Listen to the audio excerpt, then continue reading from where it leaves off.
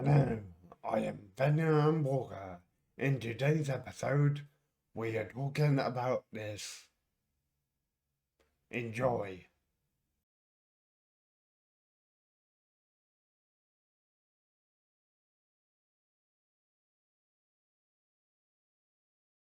I do find time periods really difficult. I forgot she was a Brandyfoot. That's that's someone important, Brandyfoot, to the Hobbit. And there is that's something so unique. There's something so unique about it, and the fact that they literally just had a whole conversation while it's big eye contact. Not even eye contact. Like knowing each other so good. That was a real bit of good, what you call it, story without even telling them. And I don't remember there being a hiking, but that would make sense because they were the Wales. Going back to Elrond, and it's quite interesting how. It's interesting how we've never seen Valinor. It seems very. I get how it's about Middle Earth, but we've never even heard much about it. But also, they haven't been there for like 2,000 years. So, well, in fact, way more than I probably don't even remember to talk about it. They're there. They can't then go back over to Middle Earth. You may have noticed, but the way he says Sauron is so nice. Like it's the way you're meant to say it because White Toy's name is Elvis. Like it's not Sauron, it's Sauron. You're meant to roll the R. Like sounds so good. I wonder if he actually gets an apology. I feel like it doesn't. Like the fact that she thinks he's alive. And everyone else is like, no, he got made not to be here anymore. I don't even know how they know that, like, how much they know about Sauron at this point in this rendition. Because I know in the books, quite sure, they know he can transform, can or not? Like, you saw her brother with scratches, as I said, because in the books, I'm thinking it's because they have a fight in, and he transforms into like a werewolf. But in this, I'm not sure if we know that yet. I presume we do, but as I said to begin with in my intro, it would be nice to know they know, because we don't know they know, but he knows and transform. Have they seen his face before? Or has he always worn armor before? Yeah, I don't know how much I like that because he's kind of being her friend and being like, if Sauron ever comes to power again, I'll do everything I can. But also, mate, also, mate, you're sick. Like, you're not very well. Like, go away. So, so mm, like, and also, like, it's weird how it's like you've got to go now versus why can't she just church out her theories? Okay, maybe not with a grand army behind her, but like with like maybe two or three other people. Like, just, that's need for me. Let her search for Sauron if she desires. Like, go for it. And then when it turns out he's not there, like then she can go. So that's interesting. We got time period out of 1,000 years as it was since Morgoth was in power. So yeah, there's so hard to track time when we're like 1,000 years. And like about roughly 10 generations of man has come and gone in that time.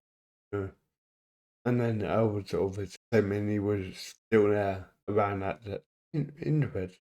I actually forgot how cool he was. Like he's pretty awesome. Now I would say they are talking about Luvian and Ruthian, where I don't know much about that. But they were like the first ones where they were. I don't know if you can actually get a half breed. How one they were on was like important. Can you even comprehend being on an assignment for 70 plus years, doing the same thing? That's sad. That's almost too much.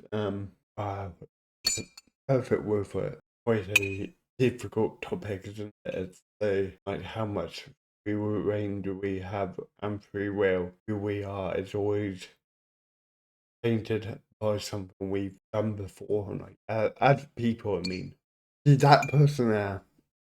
I'm only because I know what happens the ending of the series, but I almost wonder if he's more important than he is at the moment. Or if he kind of goes up in popularity when you think he's going to be someone, and then for what I remember, he kind of petered off at the end. He did sort of fully understand it because it would appear to come from Sauron's camp because it's got the same markings. But if it's an unseen sword, then that would mean they've already got the magic. So I don't quite fully understand. Name drop to Celebrimbor. I don't think we meet him in. Oh, we do see him. I thought we didn't put him. Yeah, we did. I can't remember what they're going to build.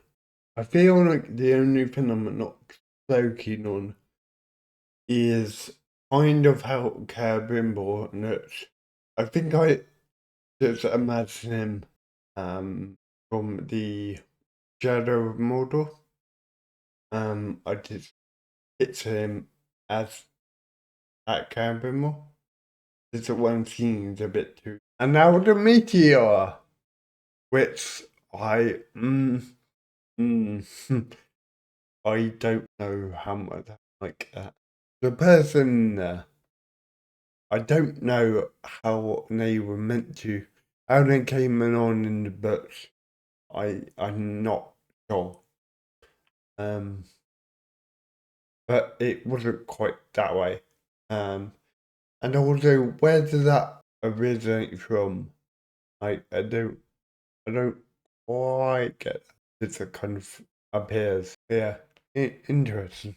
And also, it after rewatching, it looks a bit like, or feels a bit like, the meteor came from where Granado is, which would kind of make sense, I guess. So I didn't catch that the first time, but that's how it looks. Obviously, they don't see it because this night too bright. But yeah, that would kind of make sense. So we find out what he whispers. What we did. And he did scared. Sometimes we can't know what it is until we touch the darkness. And that's quite good. See, I never thought before about the dichotomy between Galadriel and Sauron.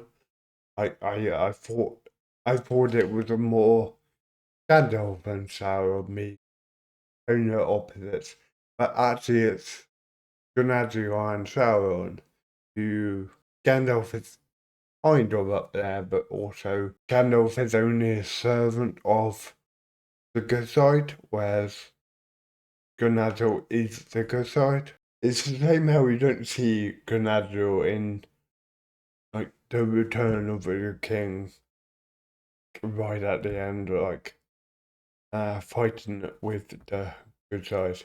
And Galadriel decided not to. I would love to know more about that. Let's call it the gateway.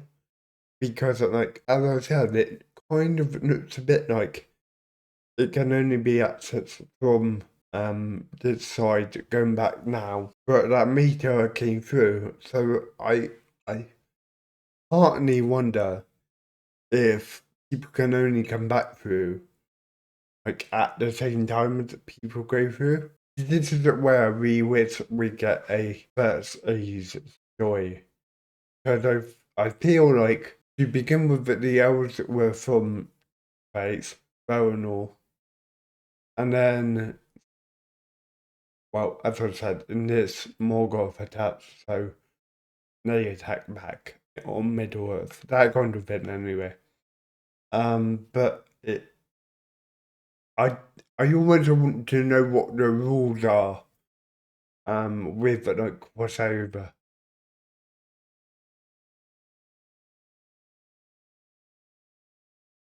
Yeah, in so many ways too. Because some people seem to cross over very easily, and then other people never cross back over. So I think in the first age something happened, and then the god kind of forbade, whatever, people to go to Middle Earth. You can only go from Middle Earth. Yeah, I don't mind that, but like once again, they've not told us those are the rules. We're just meant to go, oh, okay. See, now it's covered up. So, and also, I don't know if the